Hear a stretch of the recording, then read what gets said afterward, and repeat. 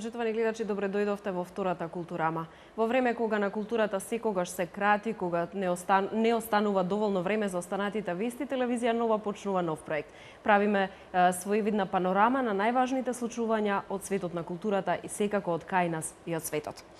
Она што е особено актуелно деновиве во Скопје е Скопскиот филмски фестивал. Токму така ја почнуваме оваа културама.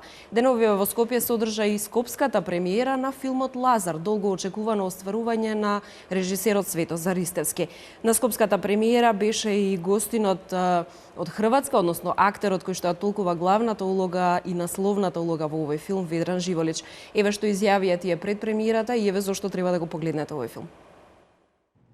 Во рамки на 19-тиот Скопски филмски фестивал во киното Милениум беше прикажан играниот филм Лазар во режија на Светозар Ристовски. Средејкот на мигрантската криза, филмот зборува за илегален транспорт на мигранти и бегалци. Режисерот смета дека ова не е нова појава, туку е тренд и последица на хуманитарните катастрофи што се случуваат низ светот. Јас сум иначе роден во Велес, кој што беше можеби повреден град индустријски од колапсот на социјализмот и транзиција. Јас бев сведок на како се века на последиците на тој колапс општествен и транзиција во кој цела една генерација, тоест мојата генерација, цела една генерација остана некако без работа, без перспектива, без некаков надеж и све. И многу млади луѓе влегува во криминални структури. Значи, многу луѓе, ова е нешто што вас, вие на сите познати, на македонската јавност е познато, не е нешто што, да речеме, на странците треба да се објаснува. Лазар е слика на она што нас не се случува во Македонија. Значи, Лазар некако е лик кој што емотивно ја пресликува реалноста македонска во последните 10 години. Тоа е некое будење на љубов, на хуманизам, живење во еден криминален, сив некој свет. Насловниот лик го игра хрватскиот актер Ведран Живолич, кој по светската премиера на ланскиот фестивал Браќа Манаки ги освои срцата и на критиката и на публиката. Ова беше за мене едно големо искуство, голема школа и не го кажувам ова куртоазно, туку навистина така мислам. Имаме одличен филм, одлично сценарио и екипа. Директорот на фотографија Дејан Димевски е задоволен од точното доловување на амбиентот, соодветен за приказната. Имавме многу тешки снимања, значи пола филм е филм кој се случува, главниот наш лик вози кола, нели? И многу време се губеше во текот на снимањето за правилно да ја реализираме зададената задача. При тоа се возеше со големи брзини, имавме глумец во колата, имавме уште 3-4 камери закачени на самите автомобили. Исто за мене е, така секогаш го зборувам тоа, таа масовна сцена која ја спомнуваш, јас со Светозар тогаш со надчовечки напор, јас мислам дека помасовна сцена со негдека околу 3000 луѓе, снимена за 8 часа, ја мислам дека тоа не е снимено до сега. Лазар е снимен со буџет од 1.079.000 евра. Филмот е копродукција на Македонија, Бугарија и Франција со поддршка на Евроимаж. Снимањето во Македонија и Бугарија траело 6 недели. Монтажата ја направи Атанас Георгиев. Лазар досега учествуваше и на неколку меѓународни филмски фестивали. Македонската публика ќе има можност да го гледа од 5 мај, кога се планира редовно киноприкажување. Во Скопје премиера на најновото македонско филмско остварување со наслов Лазар, а во Куманово премиера на Ревизор под текст на Гоголј. Таму е колегата Ивица Стојановски, кој што во оваа културама ќе се вклучи во живо за да ни информира како помина синокешната премиера на Ревизор во режија на Андреј Цветановски. Ивица, добар ден. Добре, Нелена, синочешната премиера не беше премиера, беше генерална прва за вечер е закажана премиерата. Помина одлично генералната прва според впечатоците на актерите, како што кажа и ти, нова премиера во театарот во Куманово, овој пат ревизорот Николај Василевиќ Гогој во режија на Андреј Цветановски. Тука со мене се 20 најповикани, главниот актер Горан Нилич, секако и директорот на Националната установа Центар за култура Треко Прокопиев од Куманово, во чиишто рамки работи и театарот од Куманово, па во интерес на времето веднаш би започнал со разговорот токму со директорот. Директоре, кажете ни, ова е дел од програмата на годинашната програма на која што работи вашата установа и Центарот за култура, впрочем, во кој што рамки работи театарот. Трета премиера, ако не се лажам, по албанската премиера и представата за деца, се исполнували, се реализирали нормално како што беше и планирано. Така, први добре дојдовте во просториите на театарот Куманово. Добро рековте, ова е трета премиера поред за оваа сезона кај нас. Ја имавме детската представа Волшебникот од Оз, Револвер, албанската представа и вечерва еден од топ 5 настаните за ова година кај нас, премиера на представата Ревизор од Гоголј во режија на Андреј Цветановски. Се разбира дека одиме по она што е планирано. Ова година планираме уште 2 представи финансирани од Министерството, тоа се Бега Евија женати од Реј Куни во режија на Коле Ангеловски и Вообразениот болен на албански јазик од Молиер во режија на Бена Полони од Косово. Мислите ли дека сето ова ќе се задржиме повеќе на представата во продолжение, меѓутоа мислите ли дека сето ова е доволно како културна понуда за кумановци, бидејќи сте најповикани за тоа? Ние ги спомнавме само представите што се финансирани од Министерството за култура на Македонија, инаку во сопствена продукција излегуваме со уште неколку премиери и мислиме дека ова година ќе ја надминеме бројката од 100 представи само во театарот на македонски јазик и 10 до 15 представи на албански јазик. Да, меѓутоа не е се во квантитетот, туку квалитетот е пред се во прашање. Се разбира, така се ослонуваме на добрите режисери и пред се на многу добрите глумци вработени во нашиот ансамбл. Така, затоа до нас го имаме и најискусниот, впрочем, во целата екипа која што работи тука во Куманово, Горан Нилич, препознатливо име, препознатливо лице, да ни кажете како протече атмосферата во текот на подготовката на ревизор и важно ли е да се обработуваат и вакви класици, луѓето се навикнати на комедија, меѓутоа ќе има што и да се насмеат вечера, не само да една подлабока порака да примат. Најпред добро утро до гледачите. Што се однесува до текстот на Гоголј, тоа е еден од најпознатите текстови кои на некој начин ја одбележуваат цивилизацијата, значи оваа ера. Слободно можам да кажам еден од 10 најдобри текстови воопшто напишани во целокупната драмска литература. И тоа беше исто многу битно за оваа екипа, за да се работи еден таков многу значаен текст, бидејќи тоа секогаш е предизвик, а особено и сега, бидејќи имаме млада екипа, повеќето од нив еве за прв пат играат, да кажеме вака, јавен настап имаат и цела таа формула предизвика доста вака кај мене, како најискусен, би можел да кажам и некако и стресни ситуации за мене, бидејќи сепак е тоа големо дело, а работиш со, можем да кажеме, на по-неискусна екипа и одговорноста наша беше до толку поголема, бидејќи поголемиот дел од тие млади луѓе кои играат со мене се наши ученици на некој начин. Да. Дел од нив и се студенти, четворица, се вклопиле добро во приказната? Одлично. Мислам, тоа навистина баш е еден голем плюс на представата и изненадувачки добро, како искусни стари мајстори влегува во сета таа работа и мислам дека направивме одличен производ кој ќе биде доста гледан, доста посетуван и дека ќе биде навистина вистинско уживање да се прати еден таков настан. Низ годините, меѓутоа и сезонава конкретно, дали сте задоволни од тоа колку кумановци пак го респектираат вашиот труд, дали прво доаѓаат, а потоа и какви се впечатоците? Па да, кумановците сакаат театар, сега последните години некако не им нудевме така баш некои производи со кои може да се пофалиме, но еве сега некако како да дојде до препорот во самата екипа, со овие нови луѓе, па би може да кажем и со управата која еве излегува во пресред, значи не работиме само она што е одобрено од Министерството за културата, кои еве се трудиме и некои своји проекти да ги реализираме, кои еве така навистина и тие се доста гледани и се на едно ниво кое не може да се познае дали е, не знам, финансирано од Министерството или не е финансирано.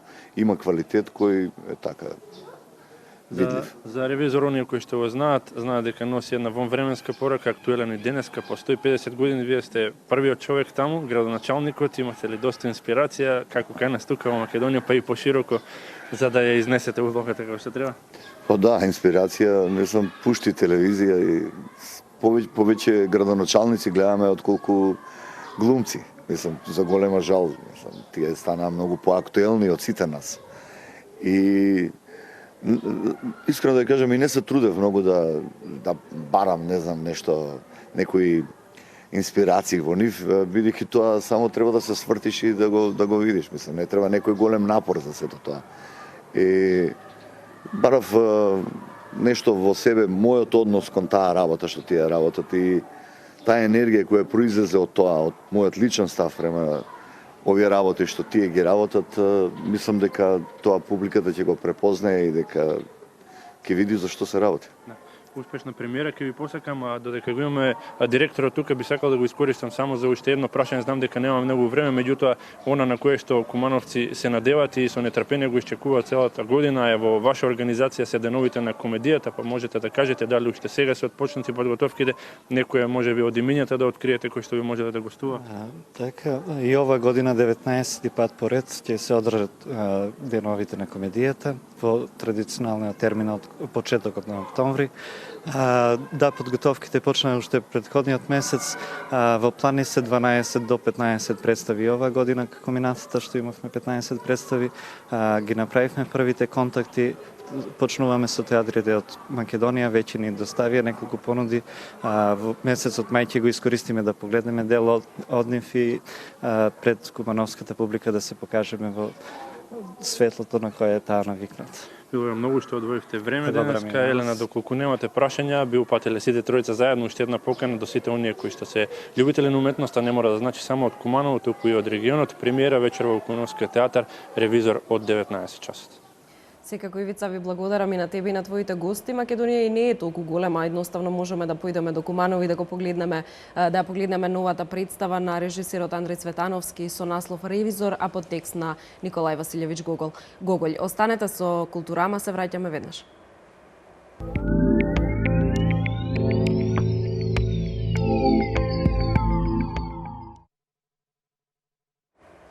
Раштиман концерт во знак на протест одржа вчера Синдикатот на културата на Република Македонија пред Министерството за култура.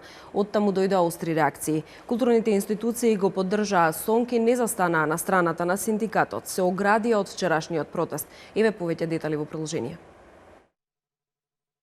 Измените во Законот за култура се штетни, велат од Синдикатот на културата. На вчерашниот протест пред Министерството за култура побараа тој да се стопира. Не сакаа да бидат преименувани во даватели на услуги од областа на културата. Сметаа дека критериумите за бодување се нефункционални. Сметаа дека реаудициите за вработување на 5 години нема да бидат објективни, а се жалат и на тоа што немаат колективен договор и теренски надоместоци за патувања. Побараа зголемување на платите за 2 просечни плати и најавија генерален штрајк доколку новиот парламентарен состав не го повлече Законот за култура.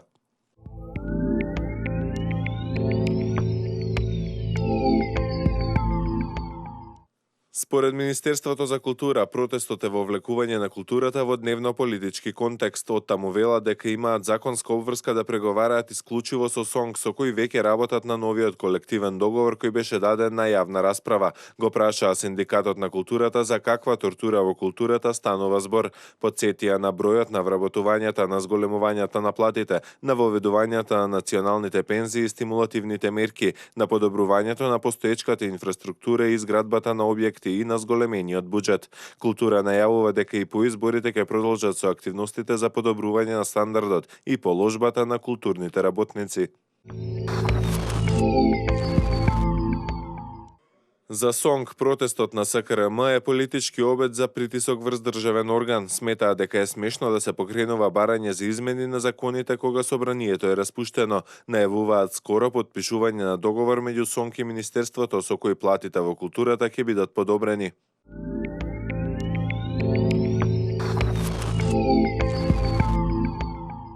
Управите на културните институции пак сметаат дека ваквото дејствување не може да помогне, а обвинувањата се во насока на девалвирање на направеното. Велат дека бројот на реализираните проекти укажува на тоа дека како никогаш досега е вложувано во културата. Нагласија дека го поддржуваат Сонг, апелираат до нивните колеги уметници да не дозволат да бидат злоупотребувани во дневно политички теми, бидејќи врз нив не се вршела никаква тортура. Македонскиот народен театар стана член на Европската театарска конвенција, најголемата европска мрежа на театри. Фестивалот Браќа Манаки од Битола пак доби поддршка од програмата Медија на Креативна Европа. Реагираше меѓутоа разрешениот директор. Вели дека стравува од тоа оваа поддршка да биде изгубена. Конкурсот за нов директор на Манаки завршува денеска. Уште неколку информации од културата. Македонскиот народен театар стана член на Европската театарска конвенција, најголемата европска мрежа на театри. МНТ беше предложен од повеќе реномирани театарски куќи од Европа и стана полноправна членка заедно со повеќе од 40 театри членки од 25 земји. Членството овозможува пристап до состаноците и овозможува интеракција со колегите, односно со работниците од цела Европа, а тоа честопати резултира со заеднички проекти и размена. Мрежата ЕТАС е основана во 1988 година. Целта е да ја потврди улогата на театарот и револуционерната сила при формирање на европската сцена, нудејќи пристап до културата на сите генерации преку висококвалитетни, креативни и иновативни театарски проекти.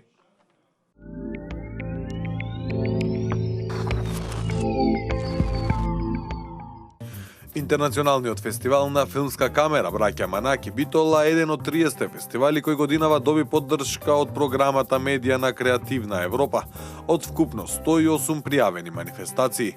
Со ова Манаки е првиот филмски фестивал во Македонија кој добил средства од оваа програма.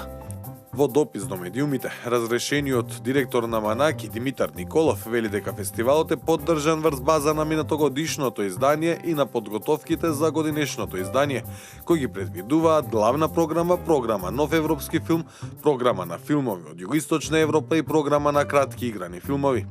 Димитар Николов изразува истравување дека поддршката од програмата Медија ќе биде загубена поради промената во програмата, што настана во меѓувреме со усвојувањето на новиот правилник за фестивалот.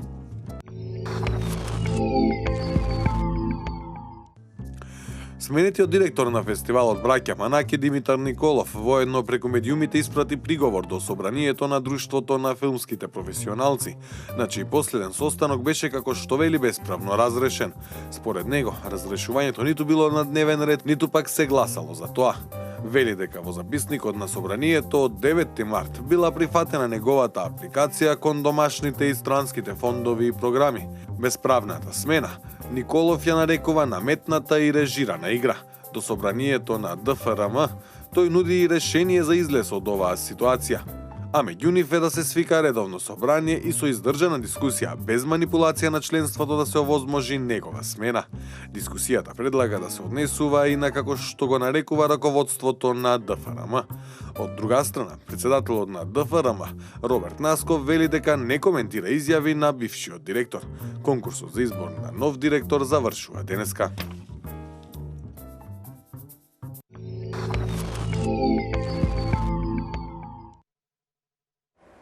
Бенкси веројатно е најпознатиот графити уметник во моментов во светот. Еве како изгледаат неговите дела пренесени во галериски простор. Уличната уметност се појави и на изложба во Минхен. Се работи за уметник на графити познат под псевдонимот Бенкси. Делата на Бенкси изобилуваат со критика кон општеството, како и прикажување на своите политички ставови. Неговиот заштитен знак може да се опише и како урбана уметност или уметност што не сака да биде комерцијална, но и покрај тоа неговите дела се продаваат по неколку стотици илјади американски долари на аукции. Сопственикот на галеријата во Минхен веќе поседува 45 дела на Бенкси. Тој изјави дека политичките ставови на овој уметник навистина му се допаѓаат. Тој тоа го прави за да ја натера јавноста да размисли за одредени политички прашања. Бенкси ги изработува графитите на повеќе локации и многу е полесно кога ќе се стават сите тие дела на едно место. Бенкси е псевдоним на уметник на графити кој најпрво се појави во Бристол, Англија, како дел од група на улични уметници. Иако го крие својот идентитет, неговите дела станаа популарни на меѓународните аукции, заедно со делата на Енди Ворхол и Деймиен Хирст. Минатиот месец група на научници во Лондон изјавија дека го откриле идентитетот на Бенкси преку техника која се користи во криминологијата за откривање на серијски убици. Фактот дека на еден напуштен таван во Франција беше пронајдена вредна слика од Караваджо, веројатно ќе ги натера французите да почнат да претураат по своите тавани. Заборавениот и загубен Караваджо беше проценет на 120 милиони евра. Сликата веднаш беше прогласена за француско национално богатство.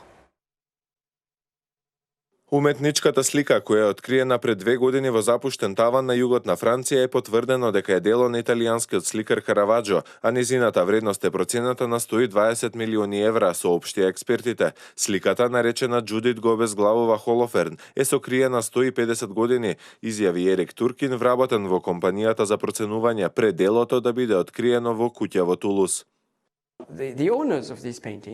Собствениците на сликата не знаеле за постоењето на делото, не знаеле што поседуваат, бидејќи ја пронашле во дел од таванот во кој претходно никогаш не биле.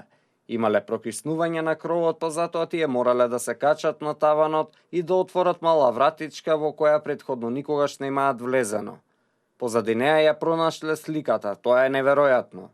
Семејството повикало локален проценител кој ги препратил во Париз. Истражувањата траеле скоро 2 години, а вклучувале и рентгенски зраци и експерименти со инфрацрвено светло. Сликата е позната на уметничкиот свет преку реплика која ја има изработено Луи Финсон, но и преку писмо кое детално ја пишува, но трагата му се губи во 1670 година. Како и сите и уметникот има тикови, а ова дело ги има сите тикови на Караваджо. Може би не сите, но повеќето од нив. Доволно за да бидеме сигурни дека ова е дело на големиот сликар.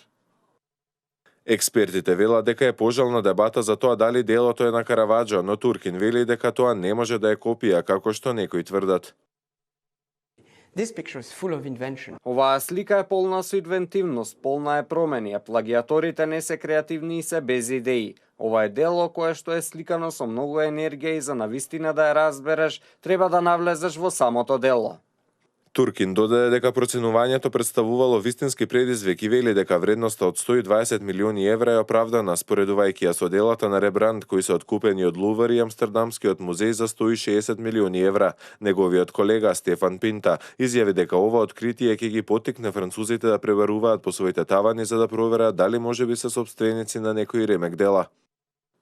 Пред 20, 30 или 50 години не беше ретко да се најдат значајни дела кои во меѓувреме биле заборавени, но тоа денеска е навистина ретко. Почна да биде ретко бидејќи во последниве 30 години уметничкиот пазар станава многу активен. Се бара изгубени слики, значајни стари слики за кои знаевме дека постојат преку одредени писма и одеднаш се случи ова слика која е потполно заборавена, едноставно се појави. Сликата е прогласена за национално богатство од страна на француските власти, што значи дека државата во наредните 30 месеци ќе очекува понуди од заинтересираните музеи. Колегата Лука Андреев ќе ве прошета и во Швајцарија, каде што неодамна беше отворен музеј на Чарли Чаплин. Не случајно во оваа земја. Таму Чаплин ги поминал последните години од неговиот живот. После 15 години планирање и градење, интерактивниот музеј Светот на Чаплин, кој ги покажува животот и делата на британската филмска легенда Чарли Чаплин, ги отвори вратите за посетителите во швајцарското село Корсие-сур-Веви на Женевското езеро. Музеот се простира на 14 хектари на имотот Мануар-де-Бан, каде што Чаплин ги помина последните 25 години од својот живот, заедно со својата сопруга она и нивните 8 деца. Тие беа присилени да ги напуштат Соединетите Американски држави во 50-тите години, за време на периодот на Мекартни, откако семејството беше осомничено поради симпатии кон комунистичката идеологија. Тие живееа во Корсие Сурвеви се до смртта на Чаплин во 88-та година од животот. Тој почина 1977-та. Поставката вклучува импровизирано холивудско студио, тура со фотографии од животот и работата на Чаплин, како и целосниот филмски сет на Изи Стрит, еден од неговите најпознати филмови. Во музеот исто така има и неколку восочни фигури од пријатели и значајни личности за Чаплин, како и артисти кои црпеле инспирација од неговите дела, како Роберто Бенини и Майкл Джексон, изјави неговиот син Майкл Чаплин. Овој музеј е во движење, не е статичен, посветен е на ликот кому се оддава почест, се е во движење и е навистина прекрасно, барем тоа е моето мислење. Би требало да го посетите.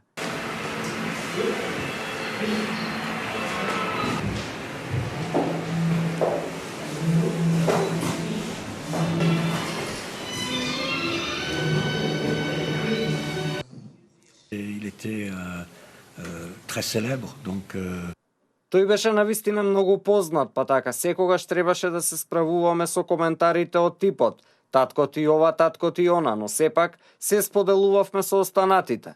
Истовремено имавме многу интимни моменти, прекрасни моменти кои секако ги паметиме. on a eu des moments formidables avec lui. Музеот конечно започна да работи после 15 години од првичната идеја во 2000-тата, кога основачот на светот на Чаплин Ив Дуран им ја предложи на Майкл и неговиот брат Јуџин, кои се уште живееа на имотот. Постапката се долговлекуваше поради одредени проблеми, жалба поднесе загрижен сосед, па на организаторите им беа потребни 7 години за да добијат дозвола за градба. Јас скромно признавам дека оваа земја Швајцарија не научи на трпение, не научи на соработка. Оваа земја и нејзините закони ни помогнаа да го подобриме проектот за да го направиме консензуален, интересен и за соседните земји. Па затоа сметам дека проектот е добро што започна токму сега, а не во 2004 или 2005 година. Едни од најпознатите филмски остварувања на Чаплин остануваат Имигрантот, Жената од Париз, Големиот диктатор, Авантуристот и други.